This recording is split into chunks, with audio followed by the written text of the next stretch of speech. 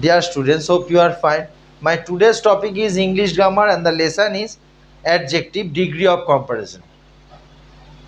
যখন দুই বা দুইয়ের বেশি ব্যক্তি বা বস্তুর মধ্যে তুলনা হয় তখন সুপারলেটিভ ডিগ্রি হয়।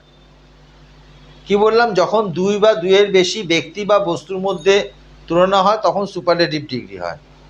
সুপারলেটিভ ডিগ্রির আগে দা এবং যাদের সঙ্গে তুলনা করা হয় তাদের আগে অফ, অর্থাৎ অফ অল দা এই আকারে বসে। আবার ইনও ব্যবহৃত হয়। মনে রাখবে, remember this, very important topic, very important chapter also.